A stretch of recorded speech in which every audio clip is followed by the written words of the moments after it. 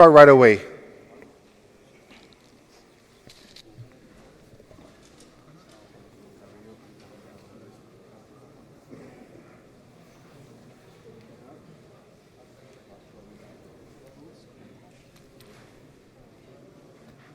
Yeah, no, it's, yeah, that was short.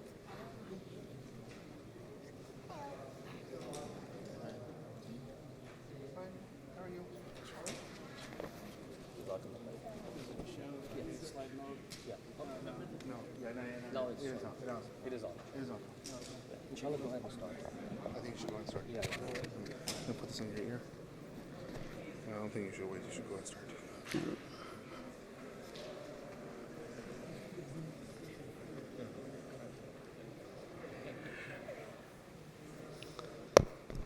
Assalamu alaikum wa rahmatullahi wa barakatuh.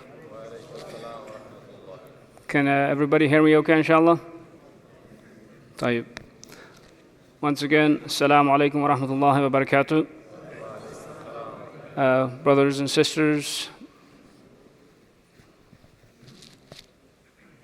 may Allah subhanahu wa ta'ala bless you, taking your time to listen to this presentation.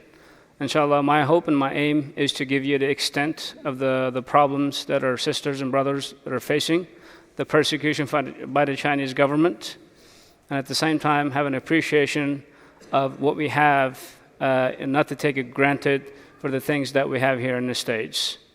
So many of you have probably heard or read the excerpt of from a news outlet, from video sources, of the problems that our Uyghur brothers are facing by the Chinese government. So inshallah, what I hope to do, give you, or a takeaway for you, is to give you a complete, if not understanding, of the extent and the persecution of the Uyghurs that is happening under the Chinese government. So what I thought of doing is I have several slides. So I'm going to try to give you guys, give you some historical backgrounds, and then sort of kind of getting into mainly the current events. You know, really, why is this the obvious step up from the Chinese government to the Uyghur population? So as you can see, the title says imposed re-education by the Uyghurs. And again, so what's in stake, and you know, why is the title imposed? Inshallah, we'll come to understand exactly what that means. So with that, just a quick outline of the presentation, you know, what's going to cover. So obviously, I'm going to have just a quick one-slider for the background, some historical context, you know, set the stage for you guys as to who are Uyghurs, you know, what are their background, sort of things. And then sort of you know, the pre-occupation, then kind of get into the post-occupation, and then inshallah, I'm trying to spend most of my time in the current events, really, you know, what's going on post-2016. And with that, inshallah, I'll have some concluding remarks as to some of the action items that you can take it home, and you know, what you can do to help alleviate the situation of the Uyghurs that are under the Chinese. So if you look at this, at the map that you see on my the left-hand side, you know, when you typically look at the Chinese map, you know, it's all red. But when you kind of break it down, you know, so on the northwest side, it says East Turkestan. So that's what the Chinese call it, a Xinjiang. Again, so that's the name they have given when they took over in 1949. That basically what that translates into English is new frontier or new land, or you can say new territory. And then most of you are familiar with the region Tibet. You know, it's pretty famous. And then you have the Mongolia, and you have the Inner Mongolia, and sort of rest of China. So what I want to stress, particularly in this slide, is that, you know, Uyghurs are completely different from the main Han Chinese. So we don't speak Chinese. Again, you know, we don't have the same ethnicity as Chinese. We don't have the same religion. As you know, most of the Han Chinese are Buddhist. They're not Muslims. Yes, there are other Muslims, Han Chinese Muslims that are inside China, but predominantly, as you know, they're Buddhist. And again, so in terms of custom, culture, ethnicity, religion, the language-wise, you know, it's all completely different from the main population of the Han Chinese. So, you know, we accepted Islam back in the 10th century when Arab traders came to the old Silk Road. So that Silk Road, inshallah, we're going to come back to that, you know, as to why that's important in the Chinese context. So, and again, so this is again sort of setting the stage, so just to tell you that, we had a country a country called East Turkestan, or Islamic Republic of East Turkestan. It was established twice in the history, namely in 1933 and 1944. And again, both of these two independents lived pretty short from obvious different reasons, internal conflicts, again, so a lot of the influence from the Han Chinese as well. So with that, kind of getting into the sort of a post-occupation again, so after 1949, again, so with the help of these, the major superpowers at the time, and a lot of those war-torn countries sort of divvy up amongst these countries, and us being as East Turkestan, or Uyghurs, are handed to the Han Chinese, or the Chinese Communist Party. So when they took over, like I mentioned, they had that name Xinjiang, and soon after, just kind of give us the feeling of autonomy, they renamed that region to Xinjiang Uyghur Autonomous Region. And again, so we'll come to understand as to, are they really autonomous or no? Or is it just the fake name that the Chinese government giving to this region where everything is sort of controlled centrally from Beijing?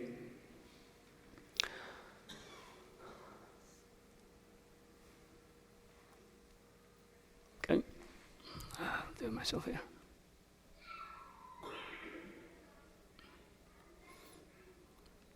So with that, let's quickly talk about some of the demographic shifts. What's happened past 70 years.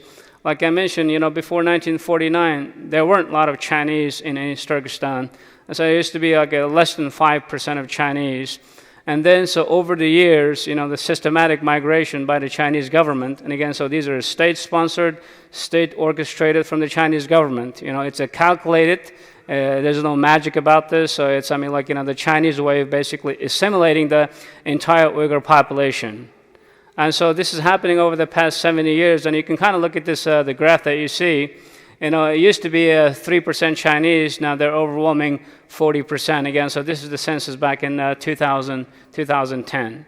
And again, since then, this is 2019, 9 years, and a lot has happened, but again, so these are the numbers that are reported by China.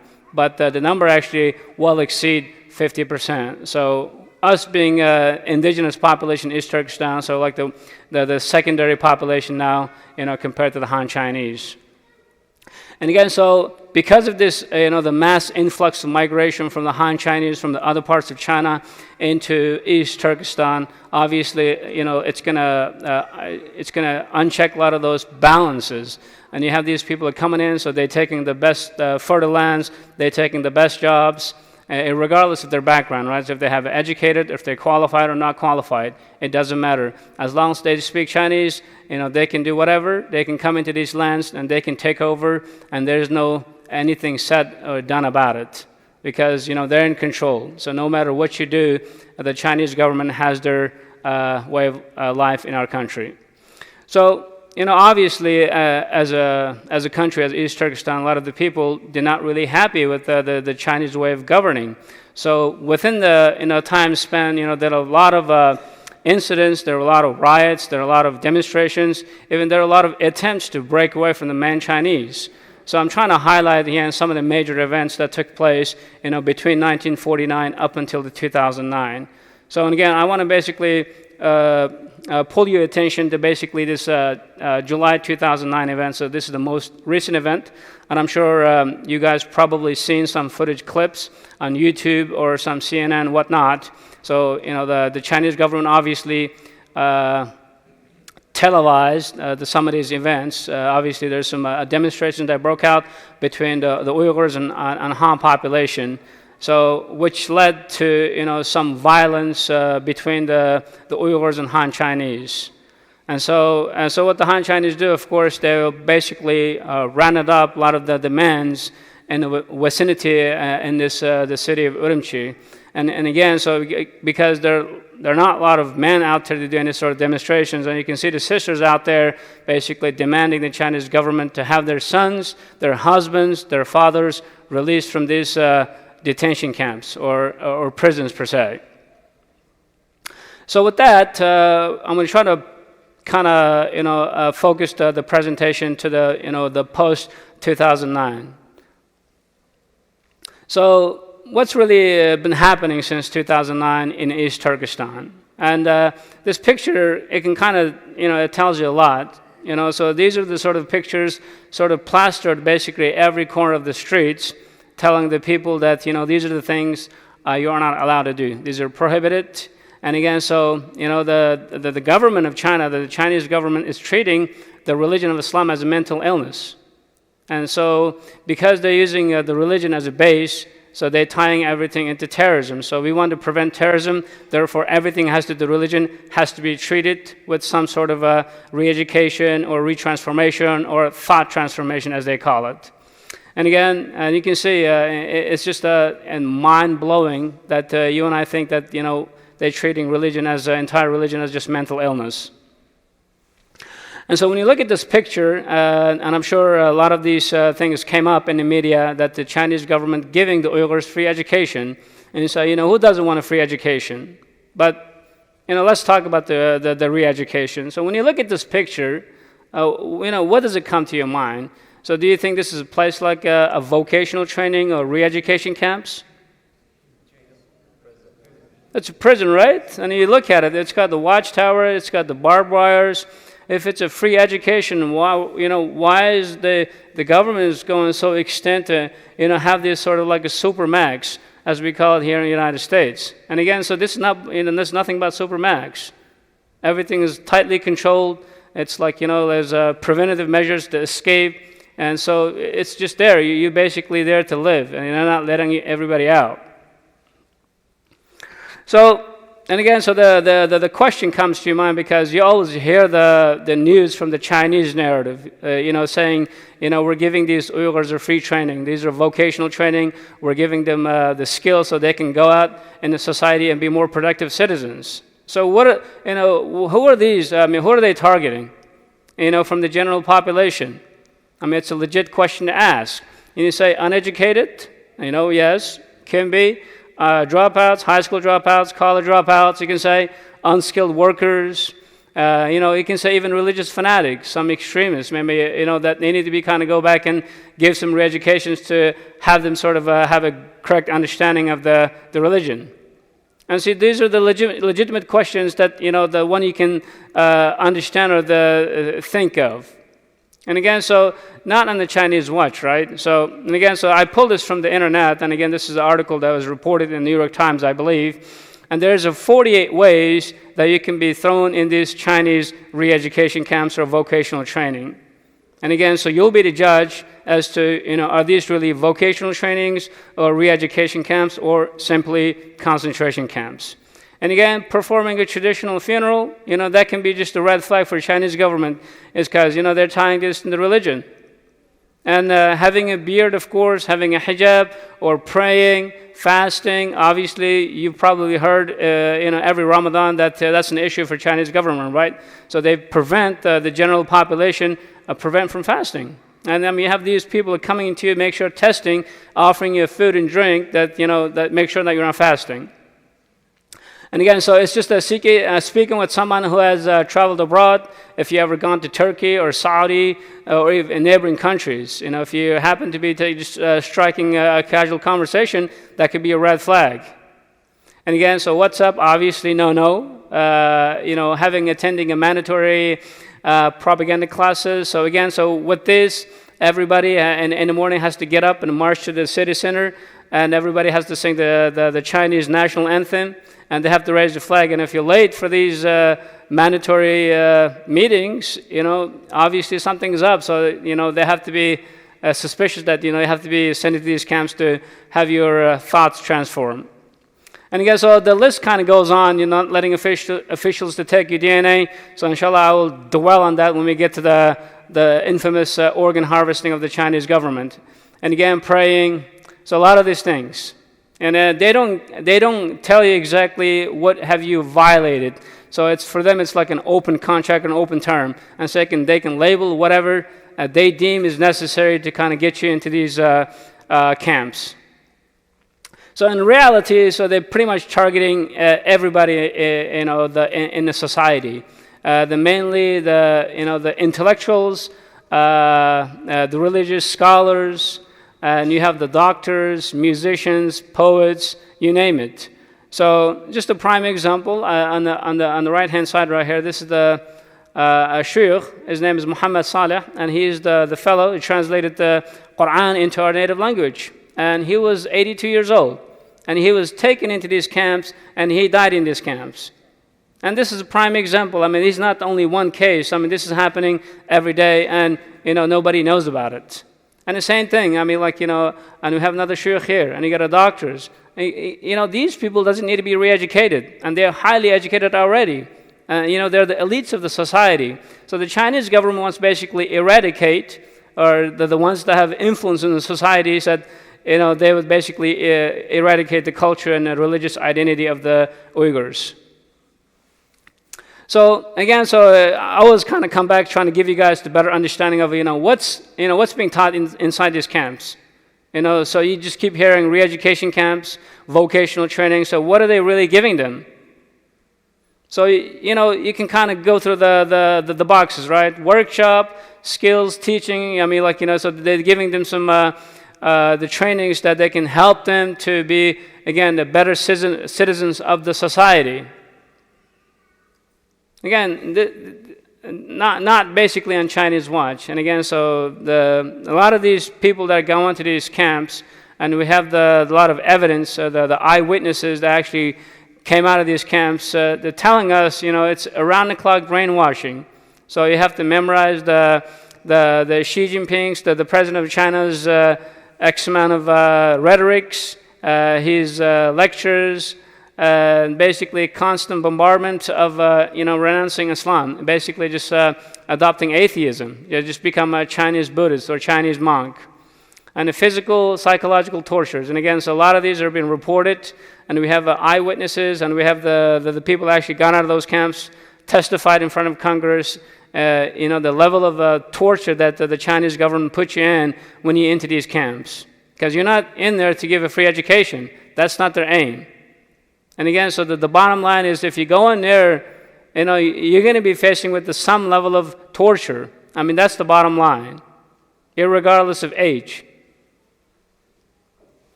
And so this is just I don't know if this is going to play, but I have a video, obviously that didn't play, but it's just telling you that in the morning, before you have your breakfast, you have to stand in a row, and you have to basically praise the president of China, the Xi Jinping, 1,000 times before you can get your breakfast.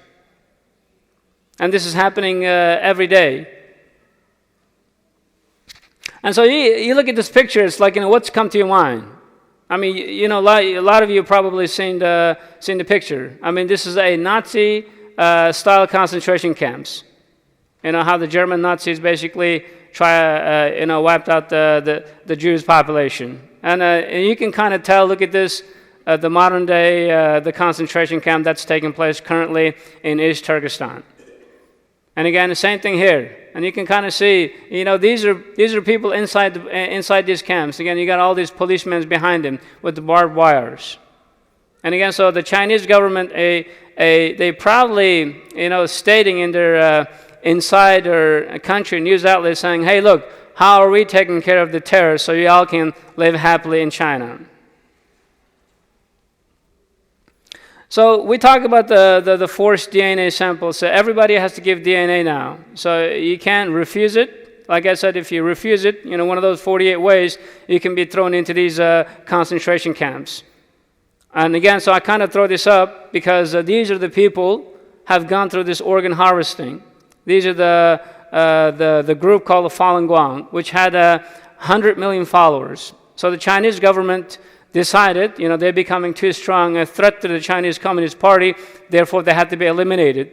So what they've done is they basically made a mass campaign of arresting a lot of these people and put them in prisons.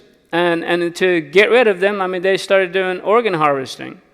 To kind of put that in perspective for you, it's in the United States or Canada, if you want to get a donor, for whatever, you have to wait at least 6 months, if you're lucky.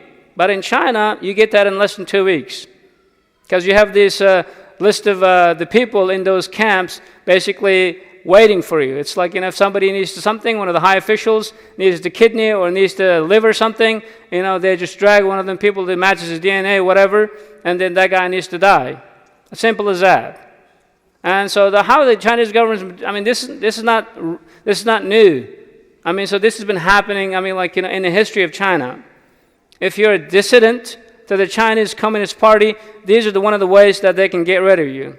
And so, I think a lot of the things, applies to our case right now.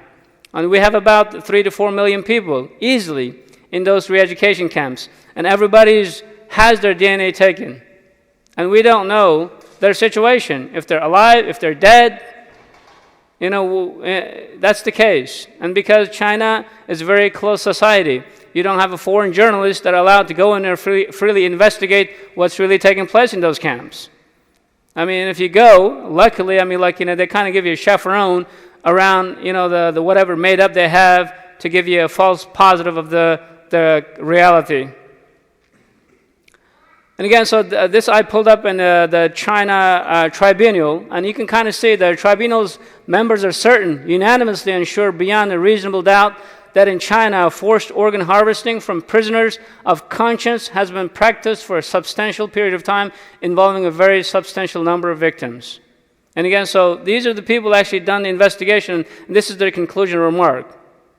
And so this is taking place as we speak in those camps. And so these are the same people who are working with the World Health Organization, telling them we can give you, help, because we've done this so many cases, we're the expert now. So what about, the people that are inside, obviously, they're facing such a horrible conditions, and you must think of the people outside living the life, right? Not so much on the Chinese watch. So everybody who's in a camp, every family either missing a husband or a wife, or in some cases, the entire family has gone to these camps. So, but with the cases with the husband and the wife, China has basically made a comrade now. You have a Chinese comrade. They can come to your house anytime. They're living with you. They're eating with you. They're sleeping with you. And they're taking notes as to what you're doing. If you're praying, if you're reading Quran, or if you're doing anything, and they can report it back to the Chinese high officials, saying, that guy or that people needs to, some sort of re-education, because he's doing things that he's not supposed to be doing. And again, so that we don't know again, imagine you have a foreign man and a foreign woman living with your family, and you can't say anything about it. You have somebody locked up already in one of these camps, yet alone, it's like, the Chinese are imposing that, we want to basically just eradicate you, whatever means necessary. On top of that, you have the sisters are forced to marry the Han Chinese. You have the Han Chinese male can approach your family saying, I'm interested in your daughter. You can't say no. If you say no, they'll take you, and they take her anyways. What are you going to do? And these are the people, these are the situations that people are facing. And you don't hear these in the news outlet because of the Chinese influence. You have a lot of dirty Chinese money that's going around. A lot of those poor countries, a lot of those Muslim countries, they're not standing up, they're not saying anything. And again, so this is supposed to be a video. Again, I don't think that's going to play. This is just kind of showing, the marriage is supposed to be happy. You can look at the sister's face, how happy she is marrying to the Chinese fella. So what about the kids? So obviously it's if you're lucky, if you have a grandparents, they take care of the kids. But a lot of the cases, both the mom and dad are in these camps. And the Chinese government, they'll take the kids and they put them into these state orphanages. And they bring them up, how the Chinese would think, has nothing to do with the religion, has nothing to do with the culture, has nothing to do with the Uyghur identity. They're going to come out or growing up as just as Chinese. And they're going to grow up to question their parents, why do you do this? Why do you pray? Why this? Why that?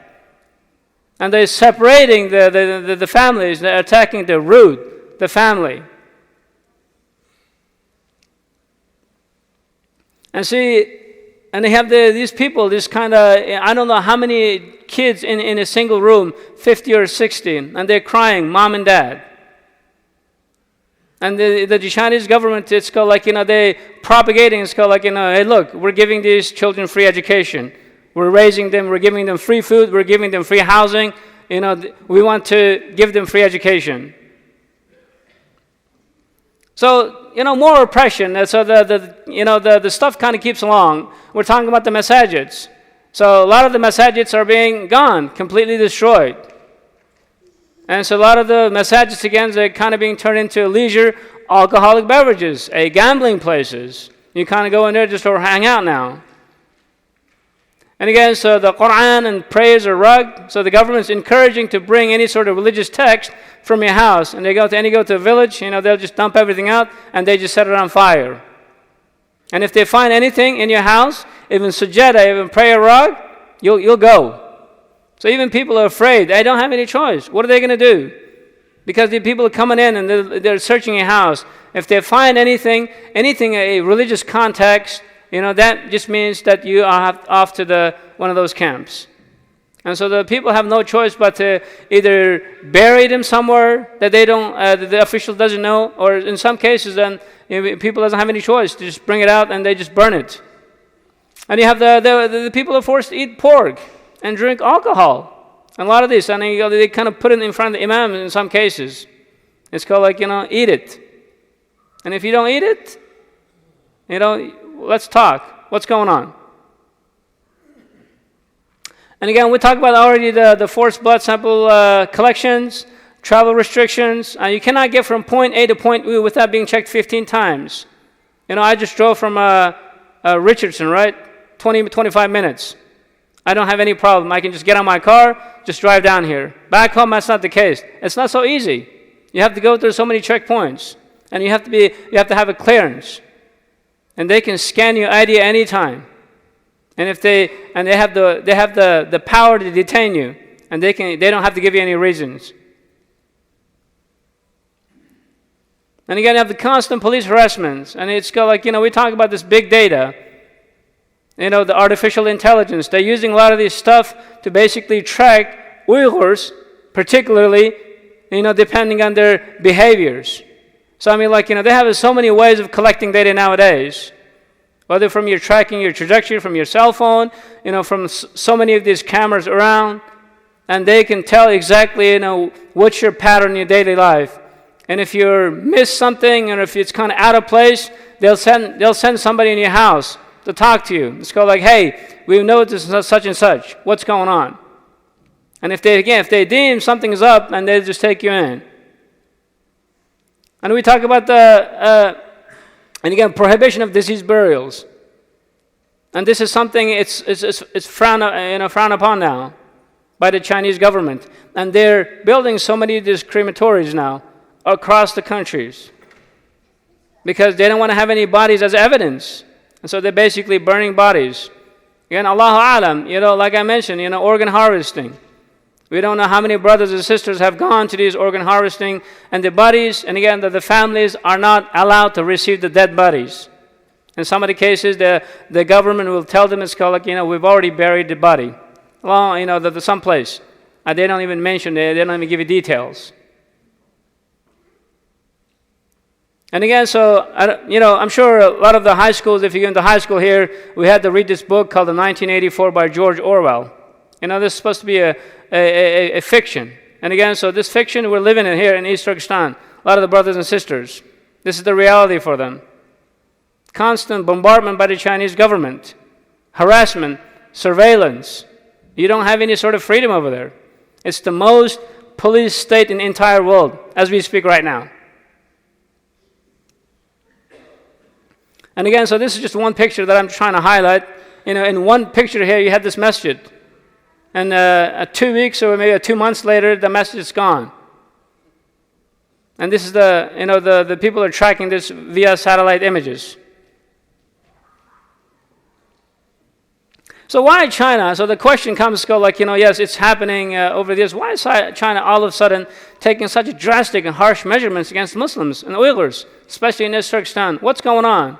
What are their end game? what do they have there in their mind, an agenda? So we can talk about it in a sort of like different aspects here. One is being a mega projects. China has their eyes set. They're kind of coming up they're in a high steep from the second most economic power next to the United States. So with that, comes with a lot of projects. So they're trying to have established this One Belt Road initiatives, or they're trying to revive the old Silk Road that I mentioned earlier. So with that, they're trying to connect a lot of those routes, from our country, East Turkestan, to those neighboring countries. And we play a very strategic role in Chinese, these big projects, mega projects. And the same thing with the landmass. It's not a small country. It's 1/6 of China, 1/6. If you kind of put that in perspective, it's a country 3 times size of France, 4 times the state of California.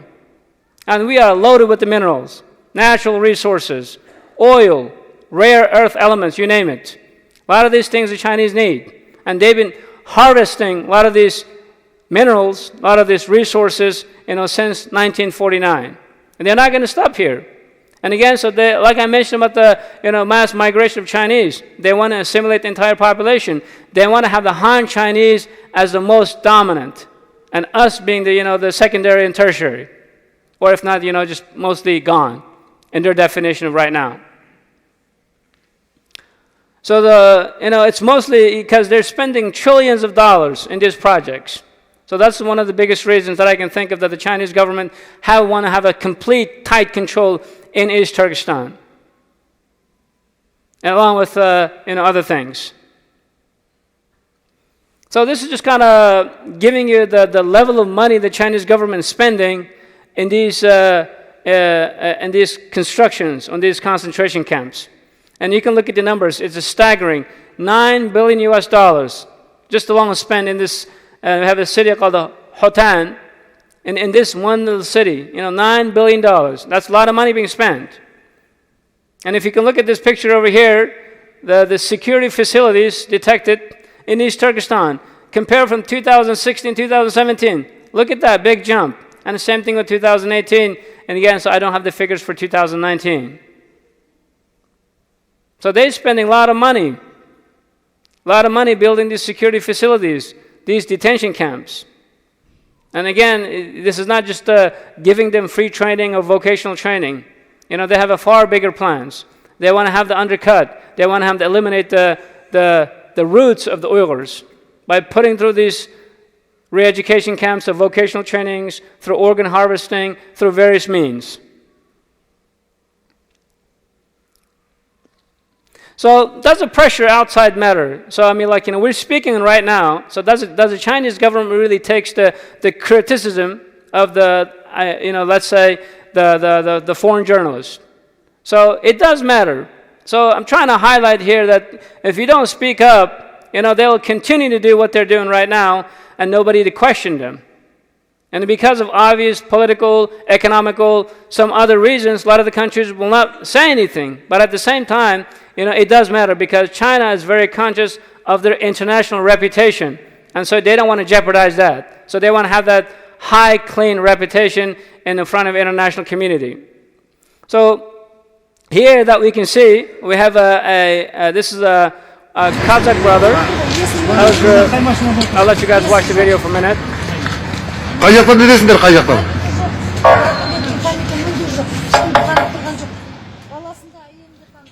So he was in those camps, I think, I'm not sure how long, maybe over a year, and he was released. And you can see the way he walks, he stands for a minute, and his reaction is not really up to speed because of the level of torture, psychological, physical torture that has gone into those camps.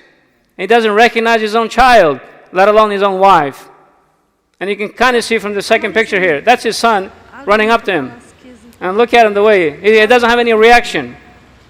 And the same with his wife. His wife, he doesn't recognize his wife.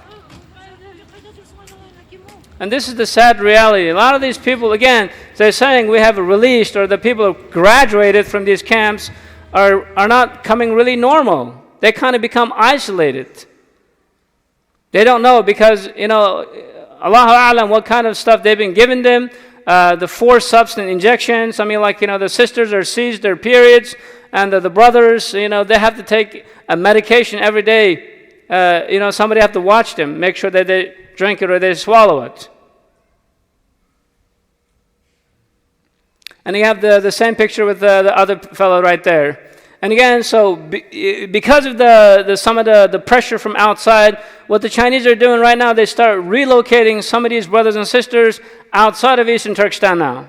They're kind of putting them somewhere, we have no idea where they're going. And so here, I'm trying to give you a picture of look at the brothers.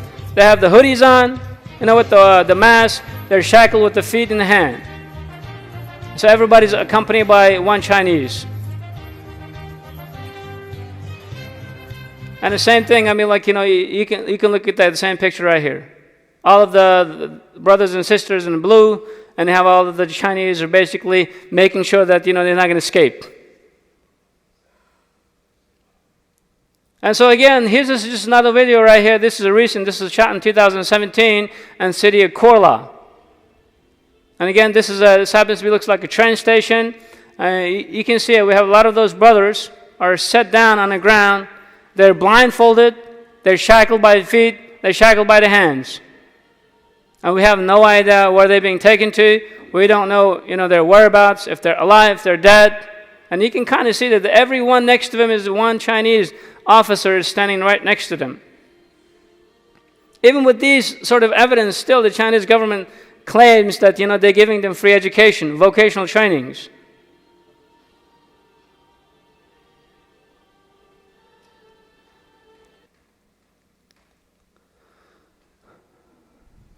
Give me 1 second.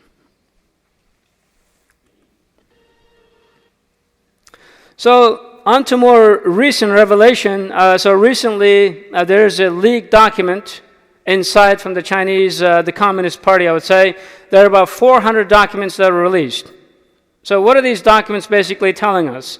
So I'm trying to capture exactly some of the headlines from New York Times, from Democracy Now!, even El Nacional, I think this is a Venezuelan news outlet. And again, so the leaked China file shows internment camps are ruled by secrecy and spying. And again, so the leaked documents reveal China's brainwashing of Uyghur Muslims. And again, so these documents basically a how-to manual of basically controlling and eradicating and just basically disintegrating the entire Uyghur population. And I don't know if that video is going to play, but this is a video that's done by the International Consortium Investigative Journalists, basically just breaking down of exactly what those documents are containing, what the Chinese government is really hiding behind those documents. And again, so the Chinese operating manuals for mass internment and arrest by algorithm. Like I mentioned about the mass surveillance, they call it integrated joint operation platform. And so the basically, I mean, like, so everything is sort of controlled with this, the program, integrated joint operation platform. And they're using those algorithms to basically track down Uyghurs and basically putting them through these internment camps. And so this is just some excerpts from those 400 leaked documents. And again, so what do they contain? So you got a 96-page that contains the internal speech by the President Xi, and you got 102 pages, some other officials, and again, so you have some 161 pages of directives and reports on surveillance and control of the Uyghur population in East Turkestan. And you have the other 44 pages of some other investigation of the local officials. And again, so the number one item again on this leaked document, it says, strictly implement measures to prevent escape. And again, so if they're giving the Uyghurs free vocational trainings or re-education camps, why are they so, adamant about having, strict escape measures? This is very alarming, even from even again, so the China would not deny this and saying, like, don't intermingle with our internal affairs. They kind of brush it off. And again, so I pulled up the same document. I think one of those international consortium staff actually gone through the translated, and you can kind of read it. And so number one item here says, adhere to the comprehensive combination of personal defense and technological defense to strictly implement measures meeting requirements to prevent escape and noise. And again, number two item, prevent escapes. So the people who go in does not come out. Not until the Chinese government deems they are worthy or they are graduated, they are mentally transformed for their likes. So what about the students? So obviously we have a lot of college students that are studying other parts of China. So how are they handled by these Chinese officials when they came back, when they inquire about their parents? You know, even in this particular document, they basically tell how these officials to confront these students, how to basically, tell them, basically how to control them. If you can kind of read it right from this, the document warned that there were serious possibilities students might sink into turmoil after learning what had happened to their relatives. And again, so directive questions and answer guides begins gently. Absolutely no need to worry. And if you want to see them, it's got you have to have a video meeting. And you're not going to tell them that their parents, what are they crime, what they did. And they just say, it's got the thoughts are infected and they need to be cleansed. And so that you can kind of see it. It's just that their thinking has been infected by unhealthy thoughts. I don't know what that means. And they coming up with these terminologies, and they feeding these. And the people have to accept it. And those people in camp, because they're using a point system, you have to reach certain point, let's say 100 points to be graduate. And if you're good inside the camp, but yet somebody outside the camp is not really following what they're supposed to be following, that can degrade or they can drop your point as a person inside the camp. So they're basically tying everybody in. Even the people who graduate, who leave these camps, again, they become isolated. They don't want to have to do anything with anybody. They just become isolated. They don't want to talk to anybody. They just want to be left alone. Because they know that if they say something, they might jeopardize somebody else's lives. That's kind of level they're pushing. If you can think about that, that's pretty alarming. That's pretty dangerous. You have the kids that are separated from the parents, and you have these people coming out of the camps, and they don't want to have anything, it's going to be a gap. And that's the Chinese aim. Basically, have the culture and the religious identity erased from the Uyghurs. And again, so the Chinese surveillance tech, and this is pretty alarming. So they're using our home country as a trial to basically test out a lot of these technologies, because you got a lot of startup companies inside of China. They're offering the government a patented, or I wouldn't say patented, but I mean like a custom-made programs that are basically aimed to capture, say, the Uyghur identity, whether through a facial recognition, whether through voice recognition, what have you. And so a lot of these technologies are being sold overseas now from the Chinese government. And you can kind of see, it's like, facial recognition, DNA profiling, iris scanning, monitoring of internet and phone usages. So I know I've kind of gone through a lot of the topics here. I think I'm under a little bit of a time crunch. But so in closing, basically I'm trying to, again, to raise the level of awareness what's really happening back home. Again, so a lot of what you heard, a lot of what you read is coming directly from a Chinese narrative. And again, so this will be something a little different. And this is strictly speaking of the true realities of the brothers and sisters Uyghurs that are living under the Chinese government. And so we as a free society, we as individuals, we as a community, we have a responsibility to convey what's really happening. So you heard, you have a responsibility. You need to educate yourself. Tell this about your parents. Tell this about your relatives. Your near circle, your outer circles, your co-workers, your colleagues. Educate them on these matters. Because if there are more people know about it, it's called and eventually we hope that inshallah that they will come to such a higher stand that it will come to a national level, so the governments will take some actions to stand up against the Chinese government. And obviously, by seeing this presentation, we need your dua. We need your dua, wallahi. We hear about the problems in Kashmir. We hear about the problems in Palestine. We hear the problems about the Rohingya brothers. But you don't hear these things. And the brothers and sisters, they're going through severe, tremendous atrocities. We need your dua. So inshallah, don't forget your brothers and sisters in your dua. May Allah subhanahu wa ta'ala alleviate all of the Muslims' sufferings. So secondly, so raise awareness. So if you see, we're partnering with the Sound Vision. We're partnering with the Houston Uyghur, the Human Rights Association. And again, so we have this different level of activities that's happening. Please join us and support us in these different matters. So we need you. And lastly, we have basically a two bill that's currently in a House. We have the Senate bill, which is the S-178, and we have the companion, the House bill. Now, both of these have passed, and it's waiting on the President's signature to become an actual law. Now, what you can do as an individual, you need to check your local rep. If your local rep has endorsed or co-sponsored these two bills. So you can pick up a phone, and you can tell them, hey, I want you to co-sponsor this Uyghur Act.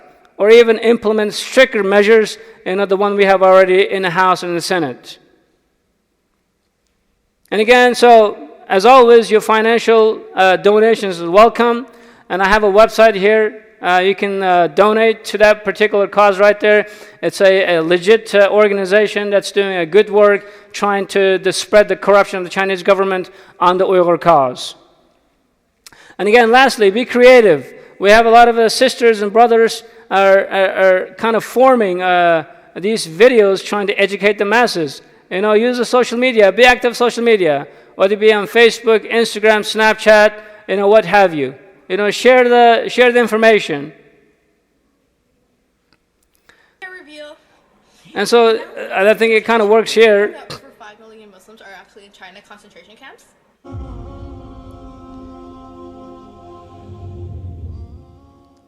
What's up, y'all? So I'm going to teach y'all how to get clear skin. So water. Hi guys, so I'm going to teach you guys how to get long lashes. So because they're posting these videos in the Chinese-operated TikTok, and they have to basically conceal the main message of the video by sort of offering some sort of tutorial, and in between they're kind of basically spelling out the entire Chinese genocide of the Uyghurs. And again, so there are a lot of examples like that.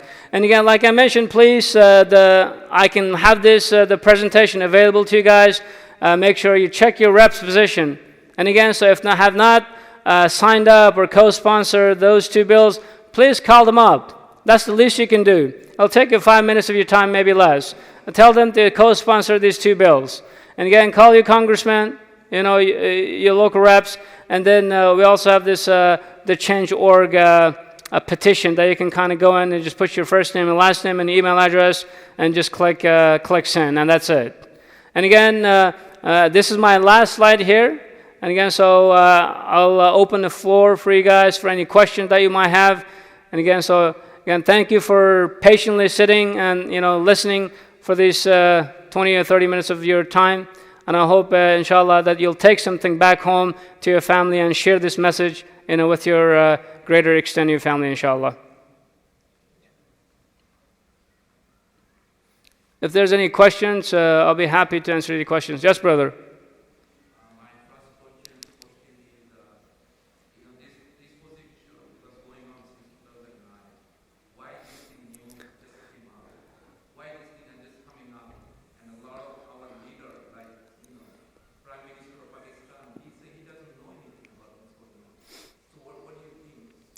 Well, so I can address that in two ways, right? So it's not that they don't know it. Because of the complex, the relationship between China and Pakistan is pretty tight. And because China has heavily invested in Pakistan. There are a lot of projects, mega projects, that the Chinese money got into the Pakistan's economy. Namely, the port of Gwadar, namely the Pakistan-China, the highway railroads, the highways, because of those economic ties to China, a lot of those countries are not speaking up. And again, this is just not for Pakistan case, and for case of Saudi. Saudi, even Saudi, they're actually defending the use of the internment camps of the China against the Uyghur Muslims. And because, again, the China is offering a lot of these lucrative loans to these poor countries with minimal, per se, I don't want to say like in a contract, very strict measures. And so it's very attractive for those countries to take these loans. And so once you take it in, it's got like, you kind of bind it, right? And if you can't pay back, and the Chinese have to take it back. And the prime example is that the Sri Lanka. The Sri Lanka, the Chinese government loaned them X amount of dollars to build that port, and the Sri Lanka government defaulted their loan payments, and therefore now for the next 99 years, China controls that port. And the same thing with the half of Africa is under Chinese control, and the same thing with in the country of Kenya. So it's not about they don't know about it. I mean, like in a lot of these countries, their hands are pretty tied. Let's just put it that way. Because if they chose to speak up, and they know they're going to get yanked back by the Chinese government. And the Chinese government, they are doing a very good job of keeping a lot of these countries' mouth shut with the dirty money. And it kind of goes back to the money issue, because China, they have accumulated so much wealth because everything is sort of made in China, so they're shipping everything to the entire country, the entire world. So they're using the same money right now to basically shut everybody off. Keep quiet.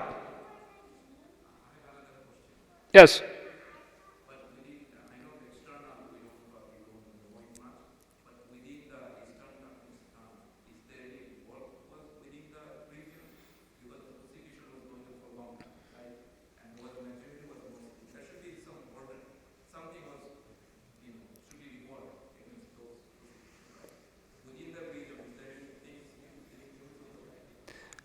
Well, I wish there was, but with such a level of strictness and surveillance and everything else, and half of the population are now into this concentration camps, you don't really have that much resistance to the Chinese government. You're just so much overwhelmed with the sheer force of the Chinese Liberation Army. Even just a peaceful demonstration, you'll have 1,000 or 10,000 Chinese army basically marching you and just arresting everybody in the entire village. And so in the past, yes, I mean, like I mentioned about those major events that happened, we had some resistance. But nowadays, it's just a sheer overwhelming of the Chinese government. I mean, they just basically clamp down on the entire region. You can't move an inch without them knowing you. Yes, brother. Can you summarize these two bills that you want us to ask Congress to pass? Yeah, so basically these two bills are aimed to sanction the high-level Chinese officials that are responsible for these atrocities that they have carried out. And namely being, I think there's a fellow, I think his name is, I can't really say his name, but it's just the aim to punish or sanction high-level Chinese officials who are responsible for putting a lot of these Uyghur population into these camps. And it kind of goes with the same the Global Magnitsky Act. It does the similar extent, freeze their financial assets or even punish them to a certain extent. If I can add, the House bill is stronger than the Senate bill. So if you go to the website that Brother Ali mentioned, Save Uyghur, and subscribe to that, they will send you text, or you can just call, and they have a very nice setup. You can just dial, and they will connect you with your phone number and address, and they connect you to the senators. In the case of Texas, it's going to be Senator John Cornyn and Ted Cruz. And you can call their office and ask them to support the House bill, which sanctions the Chinese officials in East Turkestan. Yes. Yes. With the cremated bodies, what do they do with the ashes? What does the Chinese government do with the ashes? It's a good question. I don't know what they do with it, really. They probably just dump it. Jazakallah khair, Brother Ali, for coming all the way, driving up Houston yesterday about it. Maybe if you can talk a little bit about your extended family. Right. So this question came up, so kind of give you guys the extent of how the Chinese government tried to make this even difficult for the people that are living outside of East Turkestan. So namely, I have my extended family members are still living back home. So most of which I have lost contact for over a year now, because you can't just use a regular line to call them anymore. Because if you call them, it just kind of gets into the dead zone. It's like, it takes forever to even make that connection possible. And again, and if you're lucky and they have the Chinese approved the app that you can use, I think it's called the WeChat, whatever, and you can use that. And again, even then, a lot of the family members are reluctant to use that app because they don't want to have any sort of contact with the outside world, like I mentioned about the reasons earlier. And again, so if you're caught, communicating or speaking to somebody outside of China, they kind of, look down upon. And so they use that as a means to sort of, discourage even the entire population of just basically isolating or disconnecting themselves from the family members abroad. And again, I mentioned about the point system, right? They're basically tying everything to the, each individual. If you have somebody in, it's called because they're working on a point system and they want to have that somebody outside of the camp as soon as possible. And if somebody's outside the camp is not really following what the Chinese regime deems right, and again, so that can have a drastic evidence or results, for that matter. And again, even for myself, like as I mentioned, my own family members. My sister, her husband is in these camps, and he's been in there for 2 years. And he's a doctor, by the way. He doesn't need to be re-educated. And he's a highly respected doctor, is a gentleman. He's a really nice guy. Why does he need to be sent to re-education camps? For what? He speaks Chinese. He's a doctor. He hasn't done any crime. Only crime he has committed, he has visited Turkey. Because he has gone with the government's permission for 2 weeks. So he went to Turkey and came back. They ripped his passport, and it's called they took him in. And that's the sad reality. A lot of the peoples, either they had something religious contacts on their phone, or they had something. They said something. They sent something on the internet, on a video. They posted something on the religious contacts and what have you. A lot of these things, from Chinese, because they're using this AI system, right? The big data. It's a big thing right nowadays. And they're farming out a lot of these datas, and they're picking out. It's called who's doing what, who's posting what. And they know exactly everybody's pattern. And if you sort of off that grid, and again, so even if you stop coming out of your front door, that can raise a flag from a Chinese standpoint. Or if you're not reporting it to your work or something, or you're using somebody else's phone, not register your name, yada, yada, yada. So the list kind of goes on. Good question, sister, yes? I was going to ask, do you ever have you seen backlash against when you have these education workshops? Because I thought I've seen, in general, if there's events at universities and the Chinese embassy gets a hold of it and it's something against China, they'll usually try to shut it down. Have you seen anything like that with education about what the Uyghurs are going through?